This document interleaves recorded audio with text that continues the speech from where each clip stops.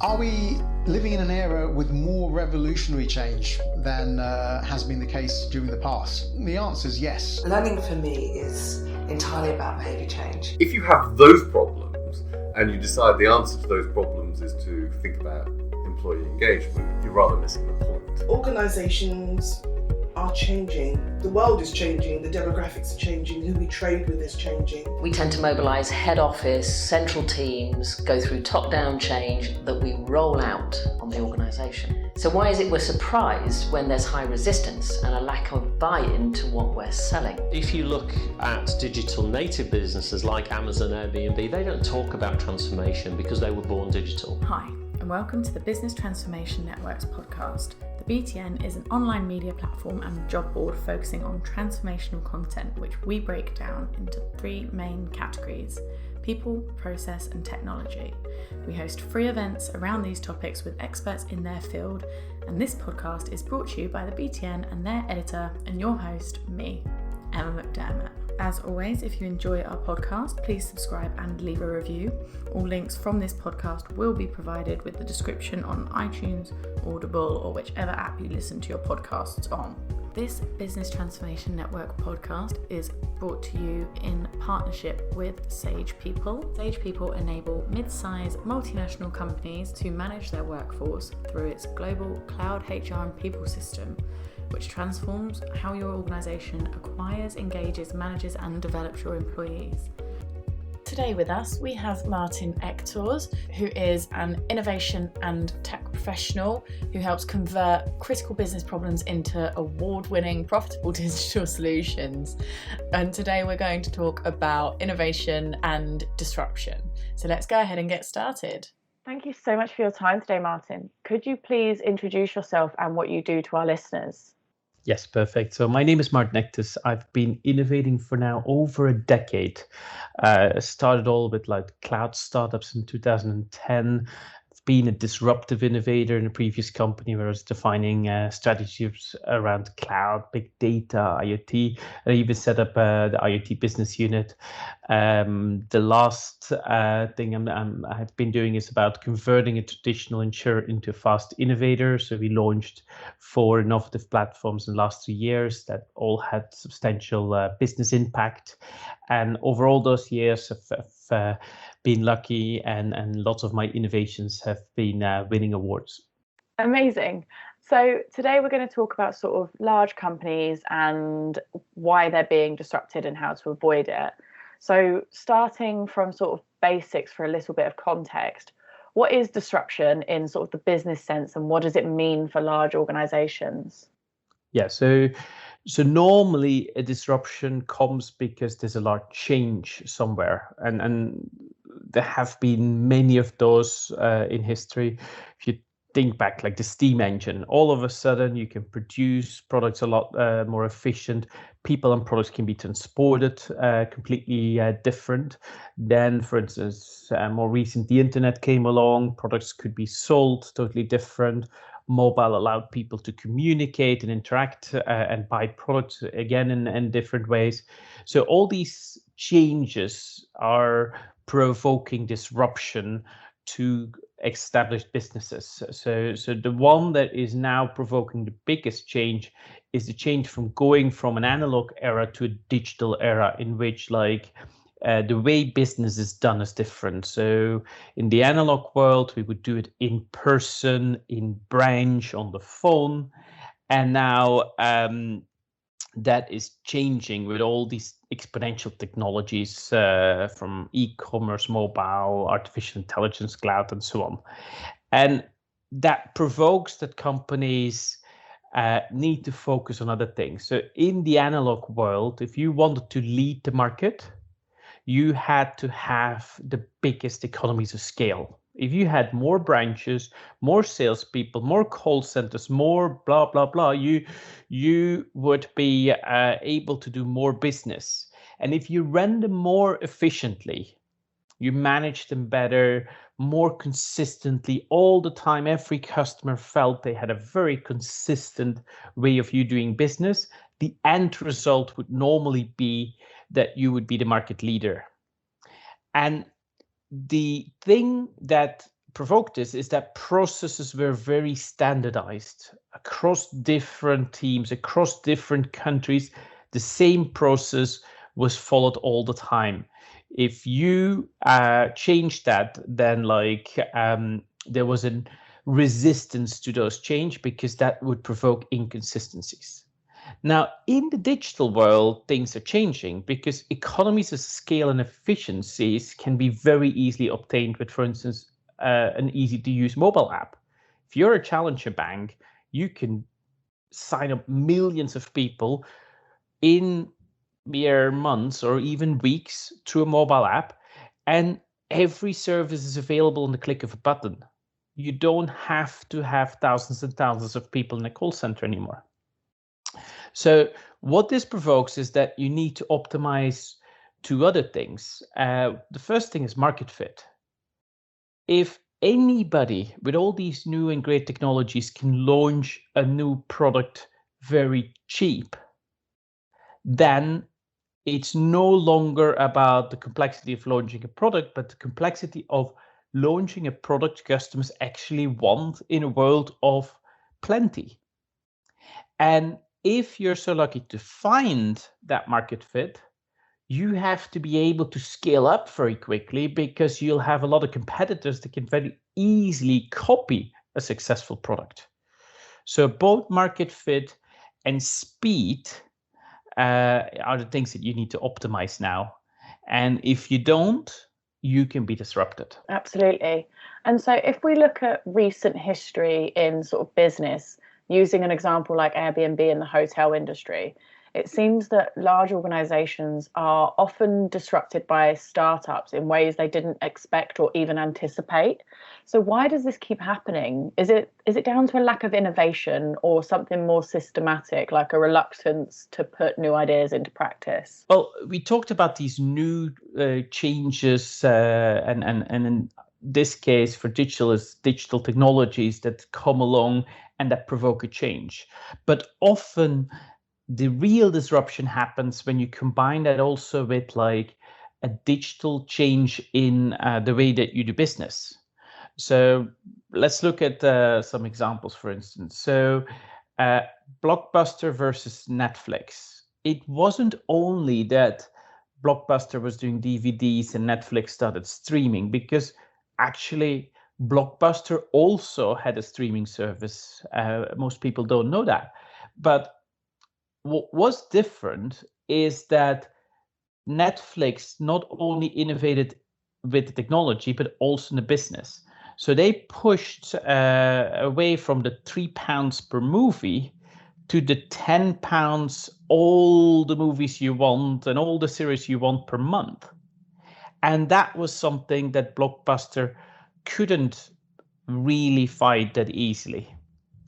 And it has to do with like the transformation from the traditional pipeline model towards becoming a platform business. And the best way to do that is if you want to write a book, for instance, how do I explain a pipeline model? Well, a pipeline model would be you now find a publisher. That publisher knows some wholesalers. They're in contact with many bookstores and they put your book onto the shelf. If you charge £20 for your book, by the time somebody has bought it and you've paid the bookstore, the wholesaler, the publisher, you receive about £3. That is how a pipeline business works. Now, in digital, you can set up a platform business, which wasn't possible before. And a good example is a Kindle store. If I publish now my book for £5, the Kindle store will give me £3.75. But Amazon will get 30% of all the Kindle books. So what this provokes is that a lot more authors will publish books because they get more money, and a lot more readers will go to the Kindle store because there's a lot more books available, and this creates a positive network effect. Another example of how digital technology can be combined with digital business models is a disruption that is at the moment playing out in front of our eyes. Tesla innovated around the electric vehicle, all of a sudden, everybody that was doing internal combustion engines is now obliged to go to electric vehicle. But what they're also doing, and they haven't pushed it that much into the public eye because they don't necessarily want everybody to push there yet, is they're setting up a robot taxi network. Cars will be able to come and pick you up, drop you off somewhere, and then deliver a transport as a service to the next customer. And because that same car can now be shared, it will be so much cheaper than owning a car. And as such, the number of cars that will be sold in the future will be less. So if you can imagine that all of a sudden, a limited number of players get the whole market, because that's what's tending to happen in all these platform businesses, then you can see that disruption happens. And those are sort of the examples of why disruption happens to large companies, because others are provoking it. But at the same time, there could be other reasons as well. And those could be, for instance, internal reasons. If all the changes you make are based on a business case, then you might not go for disruptive products. Because if you have to decide, do I invest £1 million in a feature that 100 customers want, or into a new innovative product nobody's asking for, and there's a high chance that it fails, you're normally never going to go for the disruptive product. And as such, in large companies, you see that automatically the more disruptive approaches get killed because customers aren't asking for it. Nobody's asking for the robot taxis. Nobody's asking for the Kindle store or for the Netflix. Actually, if you ask customers, they didn't want a Kindle because they liked paper books. They like their gasoline cars and so on, and they like to drive themselves. So traditional companies asking customers are not getting the right replies, and as such get disrupted. Yeah, that makes complete sense. I suppose it's almost a little bit like the Ford quote that everyone bandies around. That's like, if I asked people what they wanted, they'd have said faster horses, not cars. So that does make complete sense. So what is it then that is holding the large companies back from being disruptive? Well, a large company needs to grow, and they need to grow with 10% every year.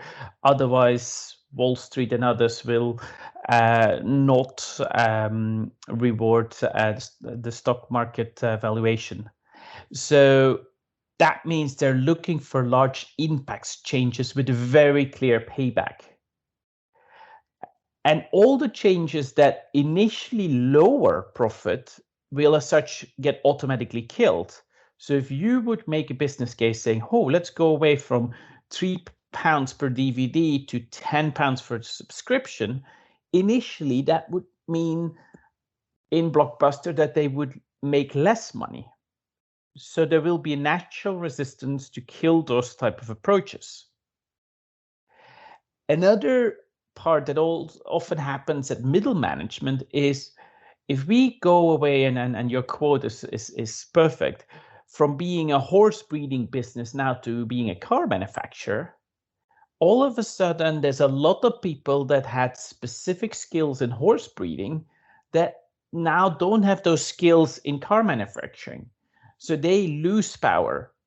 And if they're at risk of losing power, they might want to stop those initiatives and make them fail as part of self-preservation. And then finally, we talked about like efficiencies. Efficiencies is all about those processes that have been refined over years to fit the current products and businesses. But what if you now introduce completely new digital businesses that require completely different agile processes to flourish? Well, the existing teams behind all those processes aren't likely to go and give exceptions very easily because they're being paid to be as efficient as possible, to make everything as standard as possible. So they will push back. So for all these reasons, disruptive innovation is very hard, and doing it in a current structure with the current middle management in the current way of working is often a recipe for failing. And so how much of this disruption is a result of large organizations being sort of reluctant to change? And I suppose more specifically on that, the people themselves, because you touched on it in the answer before, the people themselves being reluctant or potentially even blocking the change. Yeah, so basically traditional companies have been built to resist change because change was the opposite of efficiency. So if you build very large teams and very complex processes that all products need to follow, you are basically making it very efficient for those analog products, but very hard for new type of products and new type of skills and new type of technologies to be introduced. So basically, unless you change that dynamic, large organizations are going to always be reluctant to change and are going to more and more be disrupted. So you need to redesign certain parts of the organization to be focused on fast innovation. Otherwise, it will not work. Yeah, I would agree on that. And what role do the people then play in that, Maarten? So you can't go and convince everybody to now be an innovator, and neither should everybody be an innovator. I think there's still people out there, and even if you now show them the latest iPhone, they will still say, no, I like my old Nokia with the MMS and the SMS better. Don't want to go to a smartphone. And you'll find that everywhere. And those people focus very much on like keeping the lights on. They're very good at what they do, and they've been doing it often for a long time. So if you have a large company that has like most of its money coming in from a limited number of cash cows, they should be focusing on keeping the lights on. They should be optimizing the cash cow. They should be like as continuing business as usual. And you can teach them and train them on some digital tools and some digital transformation to improve efficiencies. But I don't think that group of people should be tasked to come up with innovation. You can then take a smaller group of people that normally is more involved in scaling up the new products, hopefully digital products, and teach them about like going cloud native, mobile apps, and all the greatest technologies, the newest ways of working, and how to move fast and make sure that they capture the market. So create a sort of speed 2 for those type of groups of people. And then you need a sort of like minority, but they need to be segregated, which what I would call the future ventures, separate teams that they're 100% focused on building the future cash cows.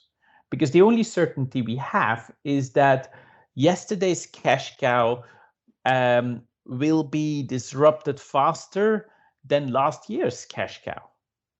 So we need a lot of new cash cows to be built. We need these future ventures to be continuously built if we want to see companies grow. And for them, the rules need to be different. The management need to be different. It can't be Six Sigma. It has to be very agile. The way you organize need to be different. You can have a sandbox where, yes, we don't have to follow the same process as everybody else. But if it fails, it's very contained and we know exactly what parts we are going to change so that like there's no contagion everywhere. But you focus on that, trying to fail fast if it doesn't work and scaling up even faster if it does work. So the best way to organize that type of activity are like small teams that are very multidisciplinary, so that they all know a little bit very deep and then can collaborate with others that know something else. And then they're very complementary in what they know as a whole team, instead of like very large teams that all are very good at one thing but don't know all the other things. And what works best is if these type of teams are compensated totally different, because what they're trying to do is take a risk today to hopefully have a big impact tomorrow. So you can't go and compensate them in the same way, because like the amount of sales commission they can get is not at all the same as the speed 2 or the efficiency or whatever that speed 1 gets compensated on is also not the same. So what could help is partial employee ownership. If it works, you'll be rewarded substantially more. If it doesn't, well, then it's up to you, and you've taken that risk. But even if it fails, you should be able to go back to the company and either be part of a speed 1 or 2 team or try again with another venture. Failure is actually the step towards success. If you can't fail ever, then you cannot innovate, because innovation has the risk of failure. Amazing. And that piece there about the partial employee ownership was really interesting as well. So now we sort of know where the reluctance comes from. How can larger organizations avoid being disrupted then? Yeah, so one size doesn't fit all. If a technology can disrupt your core business, and you sit there and wait, well, sooner than later, somebody will disrupt you. So there's certain companies that in the past have taken an active strategy of like, if our core business can be disrupted, we want to do it ourselves. And they provoke that disruption, because it's better that you own both the old company and the new company than that you work only in the old company and the disruptor was successful. Because what you probably learn is that, yes, you can't make so much money renting DVDs, but now all of a sudden you don't have to build branches in every neighborhood to rent DVDs. You can have one central team literally providing entertainment to hundreds of millions of people. So those type of things don't often come out on paper and surprise even the biggest teams and the best innovators. The speed at which successful things grow once they are there is really, really amazing. And companies that take that approach to go and disrupt their own core business often get paid a dividend because of these accelerated growths afterwards. Yeah, and I think that's a really important point there. And so is there a secret that will help larger organizations sort of become more innovative, I suppose, and prevent disruption? So you can teach people how to innovate if they are really open to it. If you take them out of their day job, you put them in a future ventures program, and you now give them too few money. That's also one of the tricks. Like, if I give you exactly the same money and exactly the same means as I gave you last year, and I ask you to be more innovative, you're not going to try something new. If I ask you to do more and I give you less, you now know that like last year's approach didn't work, and you try to find new ways of doing it, and that's when you innovate. So basically setting up people inside that type of like problem solution focus, come up with something, and if it works, great. But also if it doesn't work, it's not the end of the world. Even if a venture doesn't work, if you optimize the cost of failure and that person now goes back to their old job, they probably will have learned a lot about innovation, about being more efficient, focusing on using new tools and so on, and will apply that to their day job. So even in that circumstance, the organization stands to win a lot, even from failure. Amazing.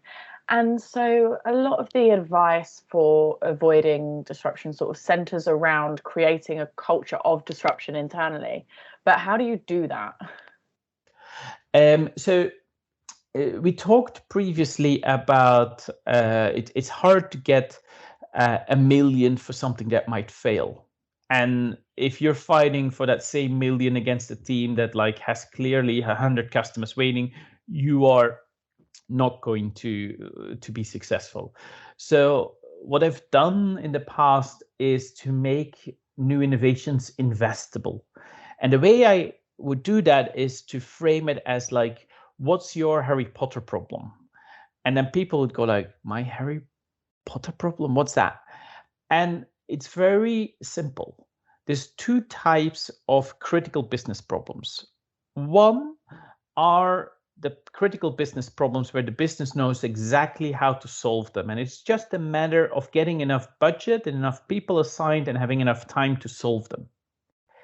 But there's another type of critical business problem where people aren't able to see the solution. And the only thing they can now wish for is an innovator with a magic wand. So that's when it's called a Harry Potter problem. So start with those Harry Potter problems, and to make them investable, what I did was I would make them go through a process from alpha, where let's assume your Harry Potter problem is your horse is too slow. Well, we go and look on the internet and we find on the other side of the world somebody that has made a video of something that they call a car that can outrace a horse. The business probably will say like, that's probably fake news, it can't work, but just in case, if you can show it to us, we would be interested. And then if you get that type of reaction, great. If it doesn't work or whatever, alpha phase, it's okay to fail. You don't have to solve all the Harry Potter problems. It's better that you don't focus on the ones that like actually people don't want to spend to see if you could solve them. But let's assume people want to. Now, what you're not going to build is a whole factory to produce cars. You're not even going to produce a complete car, because the factory might cost you $1 billion, the car might cost you $1 million. What you're going to do is probably say, if you give me 10,000, I can make a prototype in the next month or 2 months. So that gives you enough to buy some spare electric motors and wheels, and on a straight line, you don't even need a steering wheel, have the customer sit on it and outrace that horse. They now are sure it works. They've seen the demo. They ideally have been the demo, and they're not convinced. But what you will learn in that beta is also that like the thing will work better if it's on a road, and actually it afterwards doesn't go off and eat the grass and drinks the water. It needs something called electricity, which now you need to find ways to generate and supply that. So in each of these possibilities, you find other problems that you didn't know, and you now need to find solutions for them. And what we then did was we would organize a Dragon's Den where we would say, okay, we have demonstrated that we can outrace your fastest horse. Here's a nice video of like that day that we did that.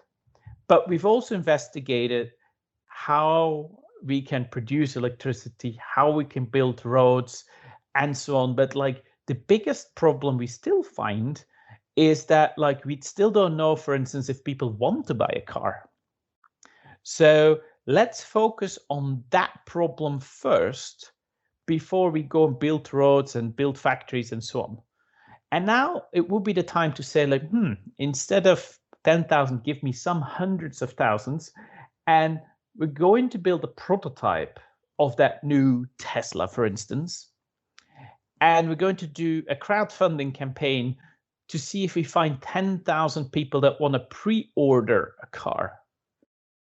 If they do, then we can take it further. If they don't, we're failing, but we're not failing very, very expensively. And we probably will learn that, like, it's not a car what they want, it's a boat or whatever. So we could still innovate. So in that pilot, if you now find that like 100,000 people all of a sudden signed up to pre-order a car instead of 10,000, you can now go to the board and say, I need, instead of 1 billion, 5 billion. But it's a proven thing that 100,000 customers want to buy this now, and we just need to get on and produce them very quickly. So what we've done in this process, we've gone from like a video that you could find for free, 10,000 to make like some kind of prototype, 100,000 to a million to do some pilots, to 5 billion to do car manufacturing at scale. You've made that whole process investable, and every time you've taken executives that had no idea about cars onto that journey, and you explained what the next step is, and they had the chance to kill it if it didn't make sense. But they also experienced the power of it every way. And that's one of the processes that we followed, which has been very successful. Amazing. I think that's a really important point to make there. And I love the concept of the Harry Potter problem. I think that's brilliant. So to wrap everything up, Maarten, if listeners only took one thing away from the conversation today, what would you want it to be? So most companies now are built around market fit and or about these efficiencies and economies of scale, and need to go to that market fit and speed. So if they want to be the next future great company, they need to, on one side, still protect their cash cow, but then focus on scaling up growing businesses and creating those future ventures to build those new things that have market fit and build it at a speed the company has never moved before. So optimize those two things, market fit and speed. Fantastic. Well, thank you so much for your time today, Maarten.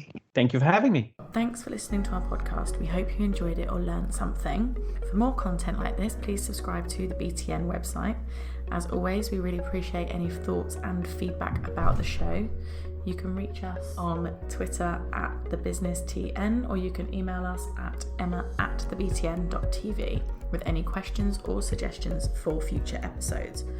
We read all emails and will always try to respond as soon as possible. This episode is sponsored by Sage People. Thanks.